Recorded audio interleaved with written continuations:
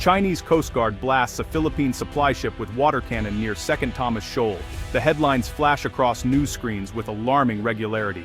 The BRP Sierra Madre, a rusty Philippine vessel, serves as a makeshift outpost on the reef. Huge Chinese Coast Guard cutters swarm the area, blocking deliveries and asserting Beijing's dominance. The Chinese ships perform aggressive maneuvers cutting across the bow of the smaller Philippine vessel. Suddenly, a powerful jet of water smashes into the supply boat, shattering windows and damaging equipment. Each close pass, each water cannon blast, raises the stakes in the South China Sea, one spark away from disaster. The sailors aboard these vessels are more than just pawns in a geopolitical chess game. They are individuals with families, fears, and a profound sense of duty. When a Filipino crew sets out for the 2nd Thomas Shoal, they know the dangers. They sail with the knowledge they'll be shadowed, harassed, and possibly attacked by a much stronger force. The psychological toll is immense. Every shadow on the radar brings anxiety. The captain bears enormous responsibility, navigating not just the sea but the unpredictable behavior of Chinese vessels. A single wrong move could have catastrophic consequences, sparking an international incident or worse. The force of a water cannon can cause serious harm. A deliberate ramming could sink a vessel in minutes. These sailors are not just defending a territorial claim, they're risking their lives. Each incident normalizes a higher level of aggression, making escalation more likely over time. The Marines and sailors on both sides are caught in this dangerous dynamic. They are ordered to assert their nation's claims, but they pay the immediate price if things go wrong. The human cost is measured in sleepless nights, constant fear, and the ever-present risk of tragedy. For these men and women, the conflict is personal and immediate. Their bravery and vulnerability deserve recognition. The unresolved dispute puts real lives on the line every day. Long before warships arrived, the South China Sea belonged to the fishermen. For generations, fishing communities from the Philippines, Vietnam, and Malaysia depended on these waters. Now, their traditional fishing grounds have become conflict zones. Simple fishing trips are dangerous gambles, with harassment from foreign patrols a constant threat. Filipino fishermen at Scarborough Shoal are blocked by Chinese Coast Guard vessels, forced to turn back with empty nets. The economic impact is devastating. Fishing is often the only source of income. Denied access, families fall into debt, and poverty deepens. The entire local economy suffers, from boat builders to market vendors. This is about more than sovereignty. It's about food on the table. The conflict erodes a way of life, pushing young people to leave and breaking the chain of traditional knowledge. The social fabric of these communities is unraveling. For the fishermen, the territorial disputes are an existential threat. Their culture, livelihood, and future are at stake. The sea, once a source of abundance, is now a place of fear. The South China Sea is a critical artery of the global economy. 1/3 of global maritime trade, worth over $3 trillion annually, passes through these waters. Any disruption would send shockwaves through the global supply chain, causing shortages and price hikes worldwide. The sea is also a major transit route for oil and liquefied natural gas, fueling the economies of China, Japan, South Korea, and Taiwan. A conflict here could trigger a global energy crisis. Beneath the seabed lie vast reserves of oil and natural gas, driving competition and tension. The scramble for resources adds another layer of volatility. The South China Sea is also one of the world's most important fisheries, accounting for over 10% of the global fish catch. Aggressive tactics and overfishing are depleting stocks at an alarming rate. This harms local communities and affects the global seafood market. Environmental degradation from island building and resource competition further damages the marine ecosystem. The consequences will be felt for generations. The stakes are global, not just regional.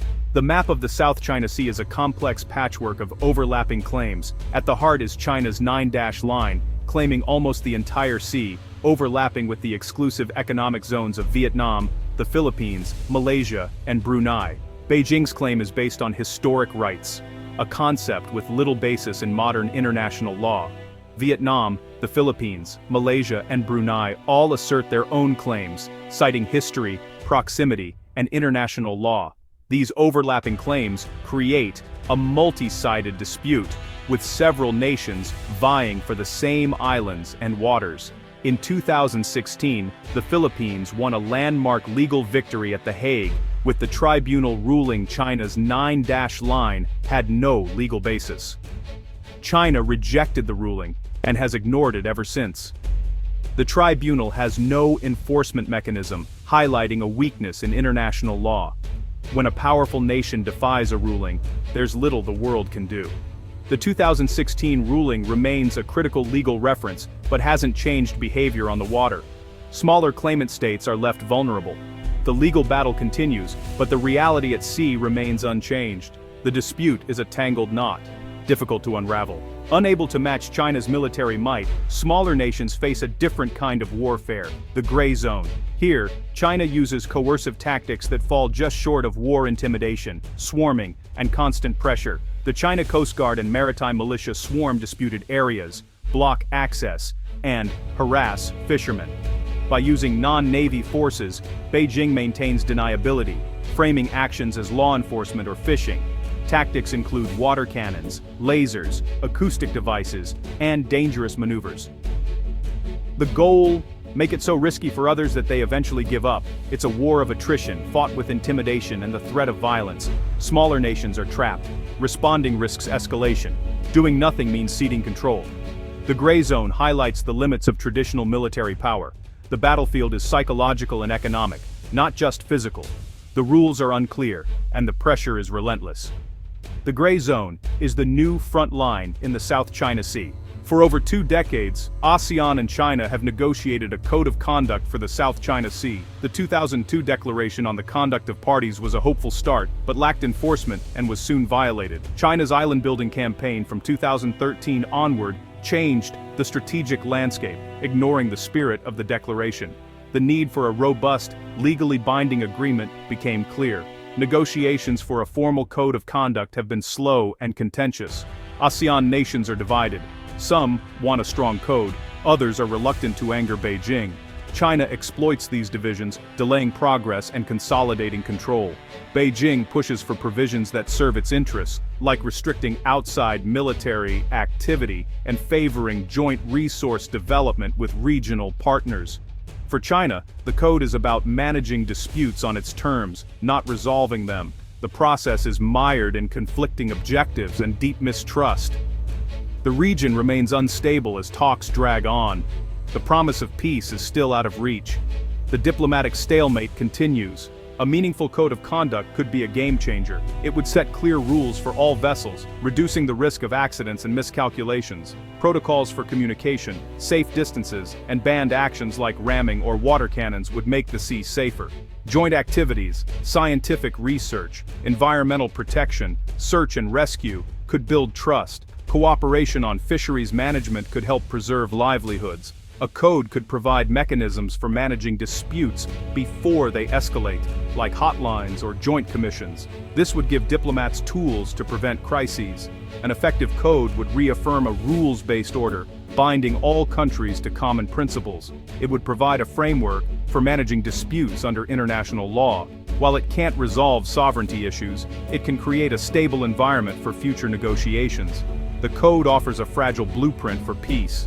Dialogue and cooperation must replace intimidation and conflict. Creating an effective code of conduct is a monumental challenge. ASEAN states want a binding document. China resists anything that limits its actions. Agreement on scope, rules, and enforcement is elusive. Without enforcement, any code is meaningless. Who would police violations? Who would impose penalties? These questions stall progress. China rejects third-party arbitration or enforcement that could go against its interests. The stakes are high. Failure means more gray zone tactics, more harassment, and greater risk of conflict. The South China Sea will remain a global flashpoint, threatening stability in the world economy. Environmental damage and the erosion of livelihoods will worsen. The time for urgent action is now. ASEAN must find unity. China must see the value of stability. The international community must support freedom of navigation and smaller states. A peaceful South China Sea is a shared responsibility. Only a strong, enforceable code of conduct can anchor lasting peace.